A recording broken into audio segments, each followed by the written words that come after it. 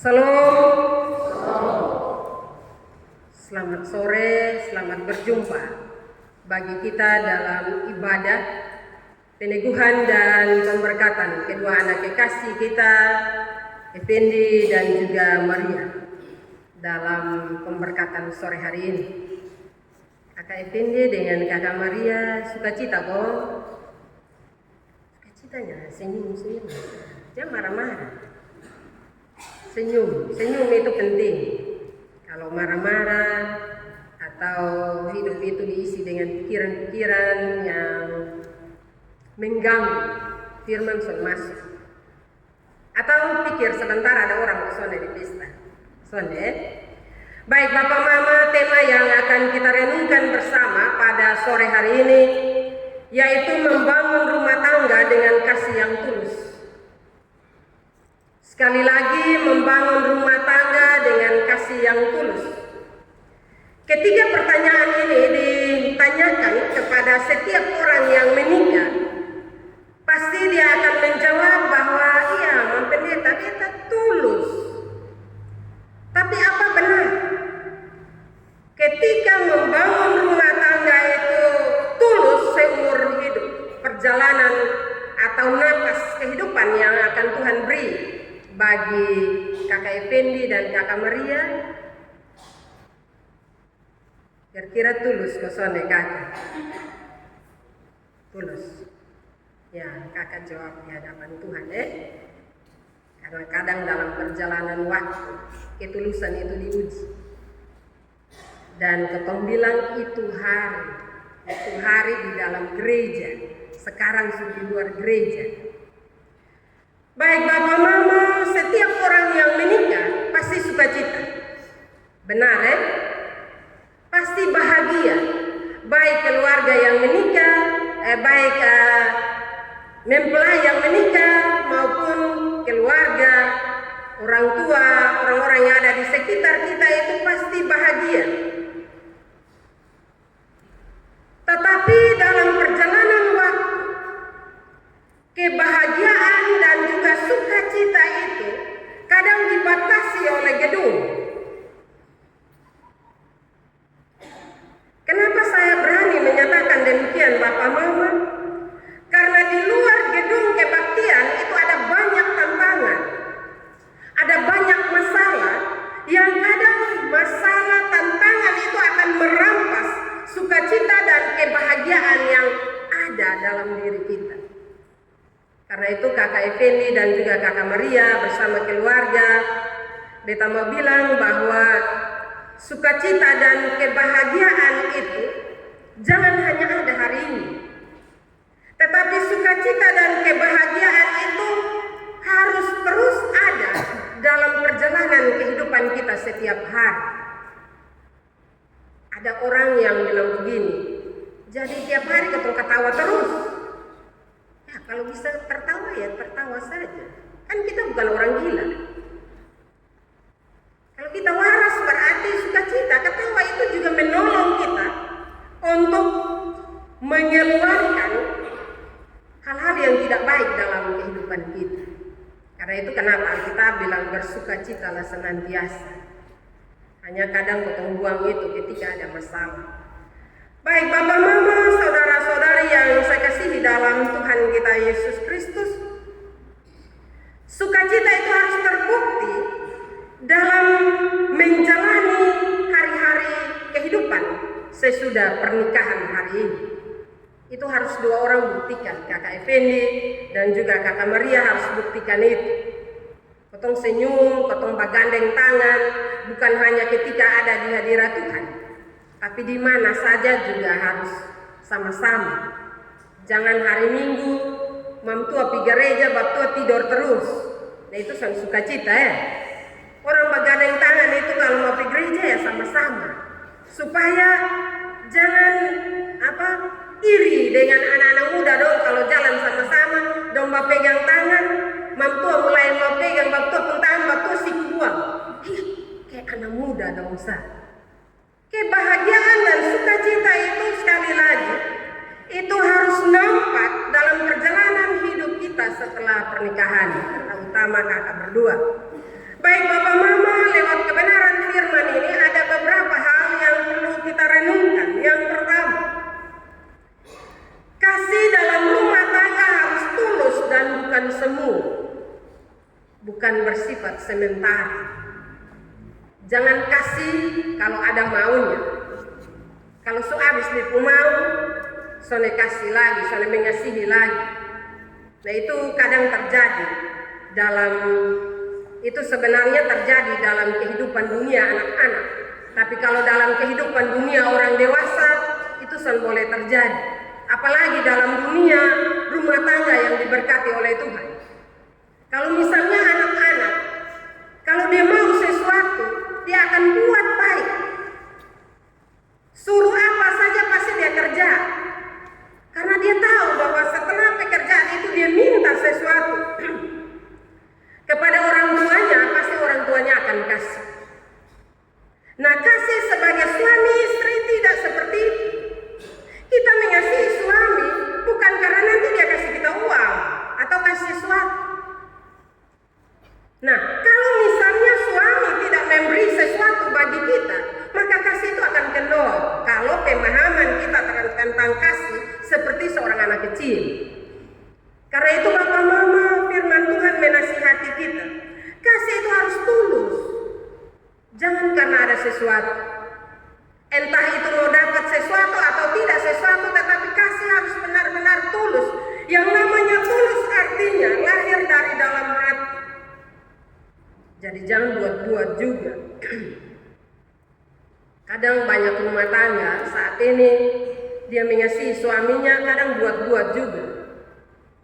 Contoh, biasa di rumah panggil mantua, misalnya panggil kakak Effendi bilang, Maria.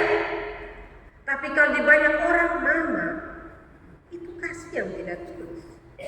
Itu kasih yang supaya dapat puji dari orang lain. Di dalam panggil fikinam, mah di luar, panggil mama dan bapak. Ya itu contoh kecil sah. Masih ada banyak contoh-contoh yang lain. Jadi kalau mengasihi itu tulus. Kalau mengasihi tulus berarti tidak berhitung. Contoh, beta minta maaf, beta suka kasih contoh-contoh praktis. Misalnya, ini hari Baptua dapat kakak Effendi dapat gaji, kasih kakak Maria. 1 bulan kemudian, kakak Effendi masih hitung. Misalnya kasih pertama 1 juta. So habis 1 bulan kakak Effendi mulai tanya, kok itu uang 1 juta?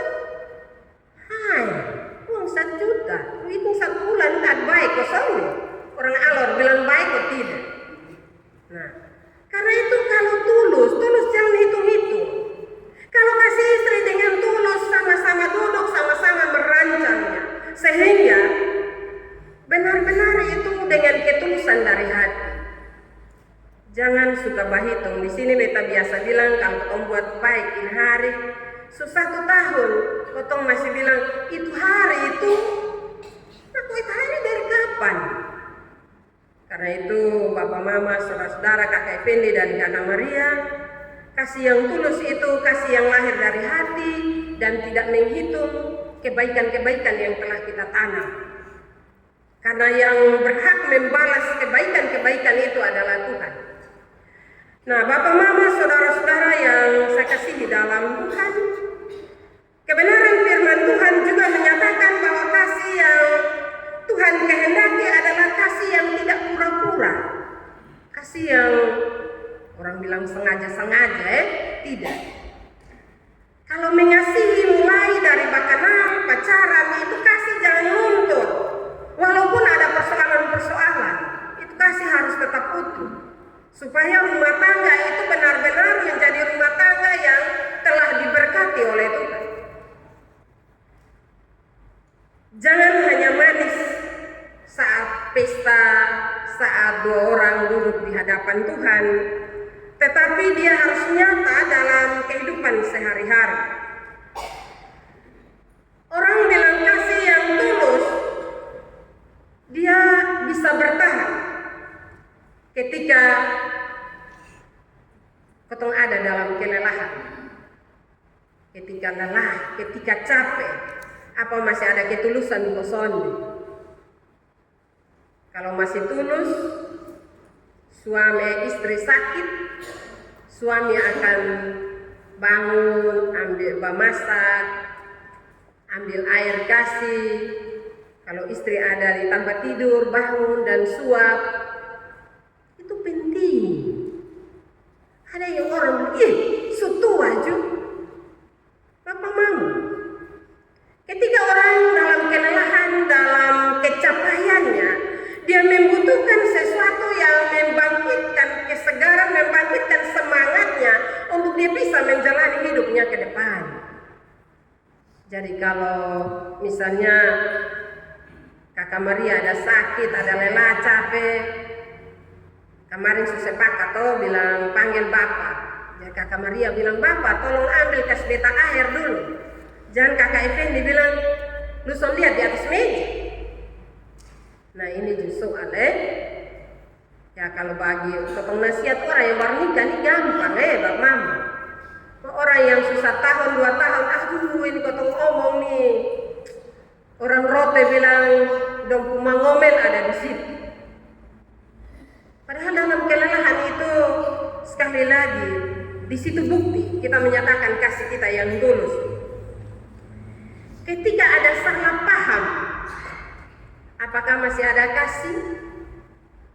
Kakak Effendi, kalau ada salah paham di antara Kakak Maria dan Kakak Effendi, apakah masih ada kasih yang tulus? Masih. Kawan guru dong dengar baik-baik Pak Effendi menjawab. Lihat nanti ada salah paham itu kira-kira 2 orang, satu masih senyum dan satu kosong. Kadang bapak dong bilang lu kira-kira peta ada jengkel menusur senyum.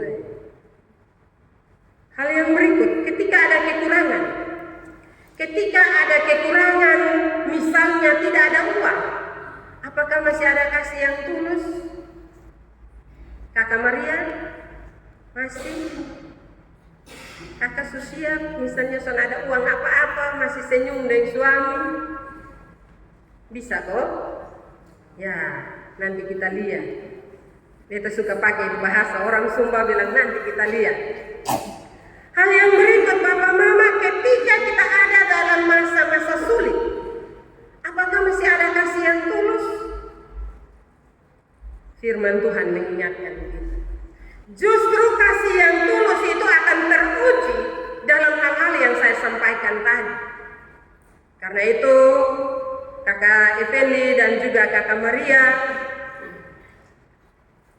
jangan hanya berkat, jangan hanya di saat berkat kita bilang bisa, tetapi dalam hal-hal yang seperti yang saya sebutkan tadi, disitulah kasih yang tulus itu akan nyata.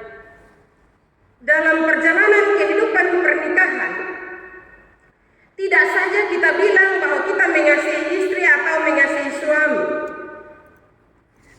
tetapi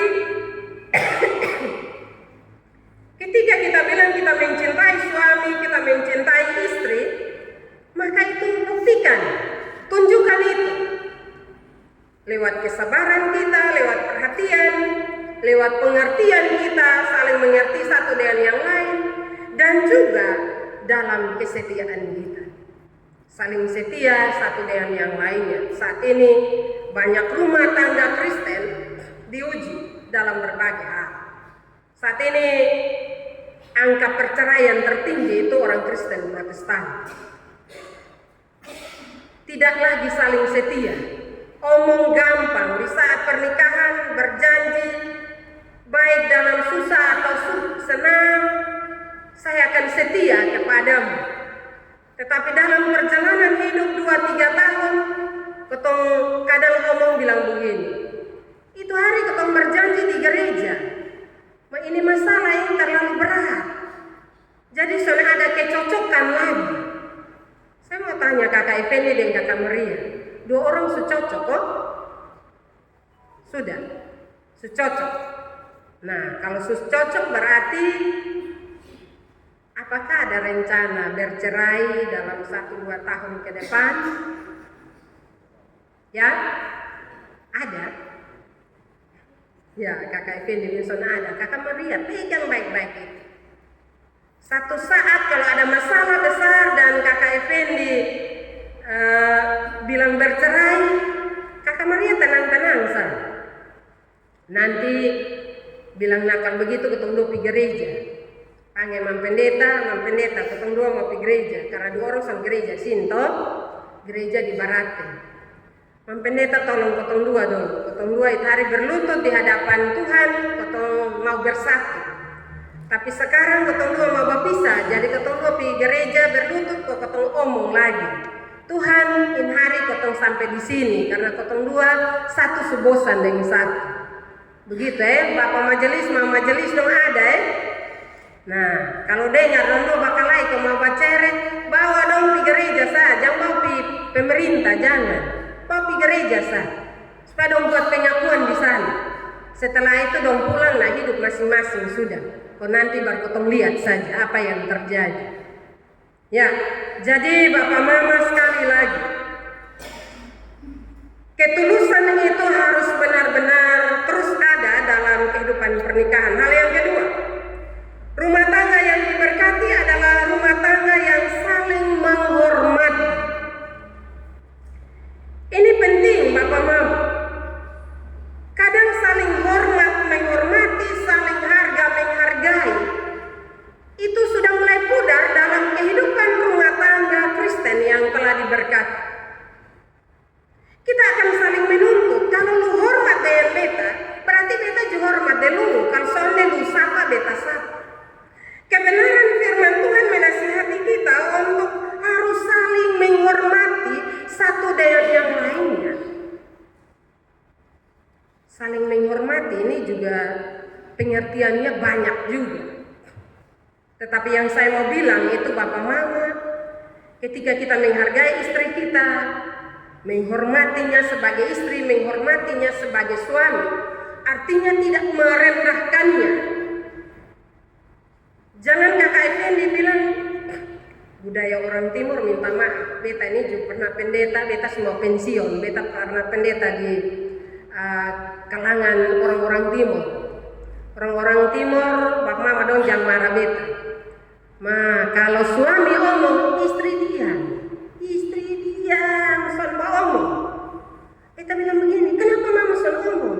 Mama, ketempung budaya, kalau suami beromong, ketong harus diam-diam. Salah kok benar, ikut sah. Cuma bilang kalau suami piko bawa Mama pilobang, Mama juga ikut. Karena itu, Kakak Effendi dan Kakak Maria saling menghormati. Artinya juga menerima kelemahan dan kekurangan suami atau istri. Saling menghormati itu juga dalam hal sapaan. Banyak rumah tangga Kristen saat ini panggil dong istri fi nama sa. Istri juga panggil suami fi nama sa. Tetapi suami bisa panggil orang lain bilang mama. Walaupun itu bukan mama kandungnya. Dan sebaliknya istri. Istri bisa panggil orang lain, panggil bapak, tetapi suaminya dia panggil dia nama. Itu juga tidak menghormati. Jadi menghormati itu mulailah dari bentuk yang kecil. Jangan di luar baru seperti saya katakan awal tadi. Mulai panggil bapak dan mama, itu lihat belakang berketawa. Itu bukan bentuk penghormatan yang tulus. Bentuk penghormatan yang berikut Bapak Mama, walaupun ini guru, tetapi saya harus kasih tahu. Karena dalam kenyataan pelayanan, kadang orang tidak menghormati istrinya, dia keluar jalan, dia jalan saja. Dia tidak pernah tegur istrinya, Mama beta ada mau di sini tidak. Orang lain datang tanya, Pak Guru, tahu? Ya karena memang suaminya tidak menghormati istrinya. Jadi harus menghormati itu saling menegur satu dengan yang lainnya dengan tidak kasar juga Bapak Mama. Bapak, Mama, saudara-saudara yang saya kasih dalam Tuhan, salah satu bentuk penghormatan juga adalah dalam kata-kata. Kita tidak mengeluarkan kata-kata yang kasar dan kata-kata yang kotor sebagai suami istri. Dalam kenyataan hidup, kadang saya bertemu dengan suami istri yang ketika bakalahi, satu maki satu habis-habisan pun. Dan ketika satu maki satu itu bukan dong pelan-pelan, dong berteriak saja, padahal ini suami maki istri. Berteriak supaya orang lain dengar, baru puas. Soalnya di situ itu bukan menghormati, itu merendahkan martabat suami maupun martabat istri. Jadi kemarin kakak Effendi suka tahu beta di kunci. Besan mau buka di muka umum, itu rahasia 2 orang. Hal yang berikut, kalau saling menghormati, artinya tidak membuka aib suami atau istri kepada orang lain. Karena dalam pernikahan pasti ada kekurangan dan ada kelemahan. Dan itu cukup diketahui oleh suami atau oleh istri. Itu menghormati. Hal yang berikut yang saya mau katakan bahwa menghormati juga artinya menghargai pendapat istri. Ketika istri berbicara, kenapa banyak rumah tangga itu bertengkar? Karena ketika suami bersatu kata, istri 10. Nah pasti bertengkar. Demikian juga sebaliknya. Karena itu ada yang orang bilang begini, Mama Pendeta ini emansipasi. Benar, emansipasi. Tetapi bukan berarti suami potong omong lebih banyak dari suami. Cobalah belajar menghormati, artinya belajar mendengar. Walaupun itu kata-katanya menyakiti hati kita, tapi coba belajar dengar. Dan di dalam hati itu berdoa, Tuhan tutup beb mulut, Tuhan tutup beb mulut supaya bejang sanggup. Jangan makan gigi berbalas, nah pasti ramai sudah. Itu seperti ikan dalam cuka sudah. Nah ikan dalam cuka itu kalau ikan hidup-hidup taruh di dalam cuka yang dalam periuk yang ada panas-panas itu di model karman. Itu air dong tampias kiri kanan. Nah itu demikian juga dalam kehidupan rumah tangga kita. Karena itu harus saling mendengar satu dengan yang lainnya dalam kehidupan rumah tangga. Kalau dalam kehidupan rumah tangga saling menghormati juga artinya bahwa ketika suami berbicara dengan istri, omong pelan-pelan kenapa? Kadang saya suka dengar itu Bang Mama, orang bakal lain cuma ribut minta ampun, padahal yang ada ini hanya 2 orang saja. Apakah istrinya tuli atau suaminya tuli? Salah paham pasti ada. Tetapi coba bicaralah dengan baik-baik. Maksudnya jangan mas parak ya orang roti bilang. Tapi bicara dalam nada yang pas. Saya percaya kalau semua rumah tangga yang diberkati oleh Tuhan saling menghormati dan menghargai itu kita wujudkan dalam kata-kata kita, maka suasana rumah itu akan menjadi suasana rumah yang hangat. Suasana rumah yang membahagiakan dan menyukacitakan hati kita. Dan karena itu, kalau satu sonai ada, itu akan saling merindukan, akan saling mengingat. Kita merasa bahwa ada sesuatu yang hilang dalam kehidupan kita. Karena itu kakak Effendi dan juga kakak Maria memang berat. Tetapi karena berat ini 2 orang jalan ya. Karena itu jalani itu. Hal yang berikut, hal yang ketiga, yang terakhir. Rumah tangga yang kuat adalah rumah tangga yang tetap bertekun di dalam doa. Saat ini doa ini sudah menjadi hal yang langka. Orang tidak lagi setia dalam doa. Nanti ada masalah baru ingat berdoa. Seharusnya kita membentengi diri kita dengan doa, sehingga ketika ada masalah kita mampu menghadapinya.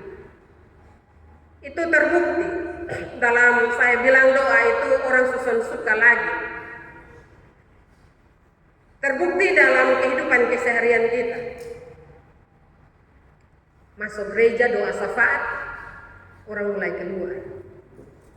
Itu artinya bahwa orang sudah mau kasih tahu dia pergumulan kepada Tuhan.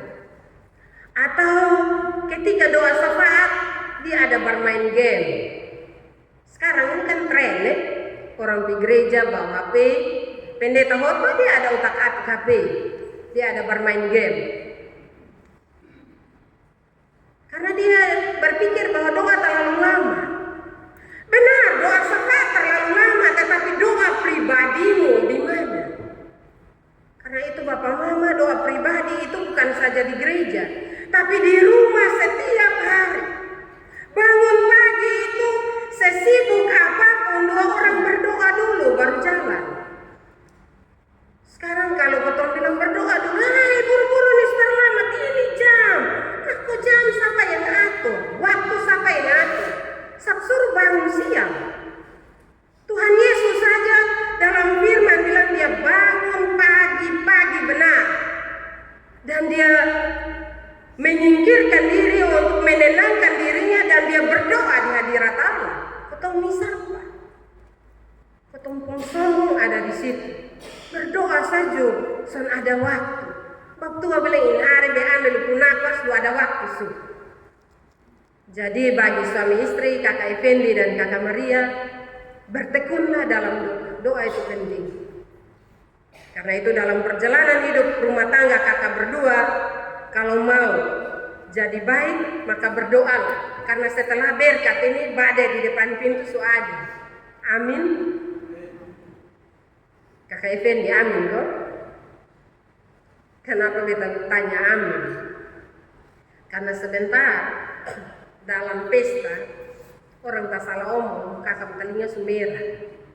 Karena itu beta bilang ini keluar dari gereja jangan jauh-jauh. Sebentar tak salah omong saja itu badai. Tapi ketika rumah tangga Kristen yang tekun dalam doa, itu badai ada di situ, ketong bisa tembus. Kenapa? Karena ketong minta Tuhan ada di depan kita. Sekali lagi, dalam pemberkatan nikah bukan berarti badai tidak ada, tidak. Justru dalam pemberkatan ini kita disiapkan untuk menghadapi badai yang ada di depan. Yang namanya badai itu dia tidak pelan-pelan, memang badai juga ada yang pelan-pelan, tenang-tenang mendayung, tetapi itu berat. Tapi ada juga badai yang datang itu keras. Ketong sudah bisa berdiri dengan nyaman. Tapi ketika doa itu membentengi kehidupan rumah tangga kita, mau dia tak bolak-balik ketemu kehidupan bagaimanapun, kita akan tetap berdiri teguh. Karena ada Tuhan Yesus yang ada bersama dengan kita. Karena itu jangan anggap remeh doa itu dan jangan ikut orang. Sekarang ini zamannya ketemu tiru-tiru orang. Karena itu jangan orang bilang besok berdoa juga aman. Akhirnya ketemu yang biasanya berdoa ketemu juga bilang, oh, ini lu hidup ini baik-baik sah. Padahal lu tahu berdoa, tahu ibadah, lu aman-aman sah. Akhirnya ketemu juga ikut. Karena itu hal yang berikut ini sebentar pesta ya kakak Effendi, orang siap sup. Betul kosong keluarga dong. Jujurin di dalam gereja. Ada orang siap sopi. Bapak mama jangan bilang sonde. Beta ini pendeta begini lama ini. Di belakang-belakang orang sosial. Kakak Effendi bilang sedikit sah. Aman, sapotong sah. Kakak Effendi lihat kiri kanan. Nah, cepat-cepat so. Kakak Effendi, saya mau bilang bahwa badai itu besar. Karena itu bisa potong. Nanti ini hari seloki kecil besok dimulai naik tambah sedikit lagi. Ini hari satu seloki kecil, besok satu gelas, lusa satu jirgen. Itu badai bahaya. Potong susah pakai kata Maria yang kemarin tuh. Nah itu nanti kakak buat. Ya, jadi Bapak Mama, saudara-saudara yang saya kasih dalam Tuhan, ketika sekali lagi kita tekun dalam doa, maka percaya bahwa badai yang besar itu pasti kita lalui. Bapak mama pasangan yang bahagia bukan pasangan yang tidak pernah terluka, tetapi pasangan yang tetap memilih, saling mengasihi, menghormati, dan tetap berdoa bersama dalam kehidupan keluarga. Karena itu selamat berbahagia, selamat memasuki rumah tangga yang diberkati hari ini. Tuhan memberkati kakak berdua, Tuhan memberkati kita semua dengan firman-Nya. Amin.